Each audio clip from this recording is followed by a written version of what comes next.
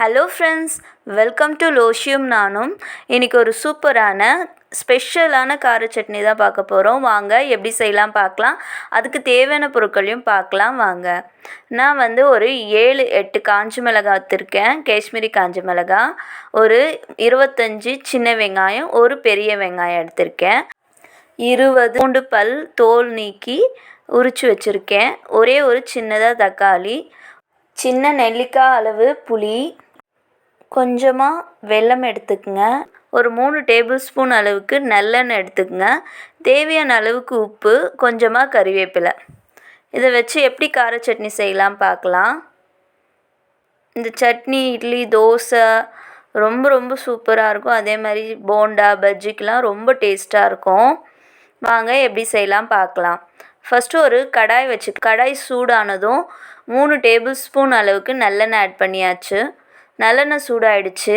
நான் ஒரு 7 காஷ்மீரி மிளகாய் வச்சுருக்கேன். அதை நல்லா வறுத்துக்கலாம். இதுக்கு பதிலாக நார்மல் காஞ்ச மிளகாவும் எடுத்துக்கலாம். நான் கலருக்காகவும் டேஸ்ட்காகவும் இந்த காஷ்மீரி மிளகாய் எடுத்திருக்கேன். இப்போ மிளகாய் நல்லா வறுபட்டுடுச்சு. நம்ம வேறு ஒரு தட்டுக்கு மாற்றிடலாம். நீங்கள் நார்மல் காஞ்ச மிளகாய் எடுக்கிறீங்கன்னா உங்கள் காரத்துக்கு ஏற்ற மாதிரி நீங்கள் ஆட் பண்ணிக்கங்க. அது ஒரு 5 ஆட் பண்ணாலே கரெக்டாக இருக்கும். மாற்றியாச்சு. இப்போ அதே எண்ணெயில் 20-25 பூண்டு வச்சுருக்கேன்னு சொன்ன பார்த்தீங்களா, பூண்டு பல், அதை ஆட் பண்ணிக்கலாம்.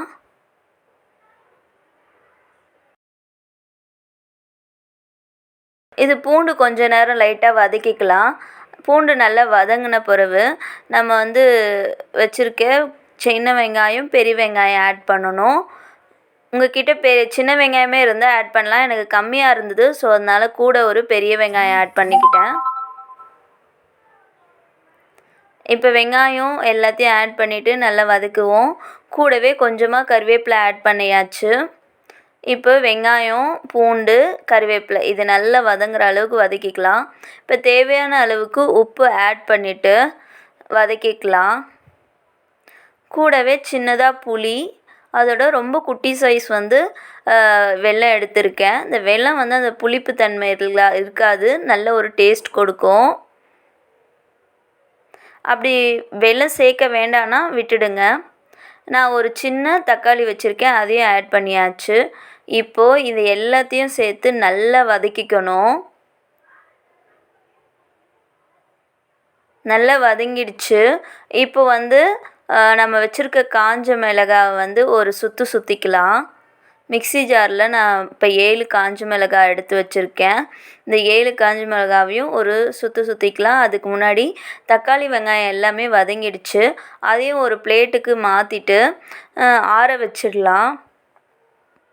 நம்ம இந்த மாதிரி கார சட்னிலாம் அரைக்கும் போது ஆற வச்சு அரைச்சோன்னா அது ஒரு நல்ல டேஸ்ட் கொடுக்கும்.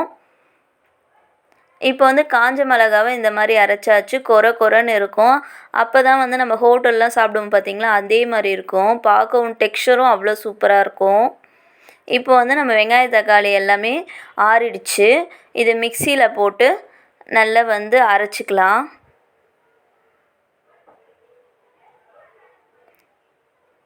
இப்போ மிக்ஸி ஜாரில் போட்டு அரைச்சி வந்துடுச்சு. இந்த மாதிரி தான் இருக்குது. மேலே இருக்கிறதெல்லாம் எடுத்துட்டு திரும்ப ஒரு கொரன்னு அரைச்சி வச்சுருக்கேன். இப்போ ஒரு கிண்ணத்துக்கு மாற்றிக்கலாம். இப்போ தேவைன்னா நீங்கள் கெட்டியாச்சு சாப்பிட்டு தந்தாலும் சாப்பிடலாம். அப்படி இல்லைன்னா நான் கொஞ்சமாக தண்ணி ஆட் பண்ணிக்கிட்டேன். ஏன்னா சட்னி ரொம்ப குறைவாக இருக்குது, ஸோ அதனால் நம்ம கூட தண்ணி லைட்டாக ஆட் பண்ணிவிட்டு எடுத்துக்கிறேன்.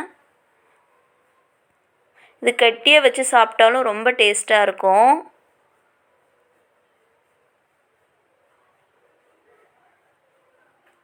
அவ்வளோதான். இது ரொம்ப ரொம்ப சிம்பிளாக செஞ்சிடலாம்.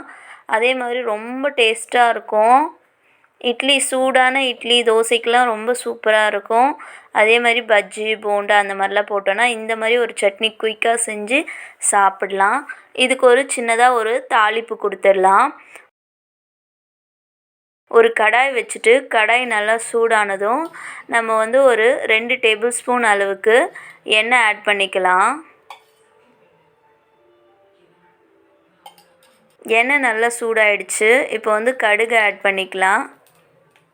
கடுகு நல்லா பொரிஞ்சு வந்திருக்கு. இப்போ வந்து கொஞ்சமாக கருவேப்பிலை ஆட் பண்ணிவிட்டு இந்த தாளிப்பை வந்து அப்படியே வந்து நம்ம சட்னியில் கலந்துட வேண்டியதான். நமக்கு சூப்பரான கார சட்னி டேஸ்ட்டாக ரெடி ஆகிடும்.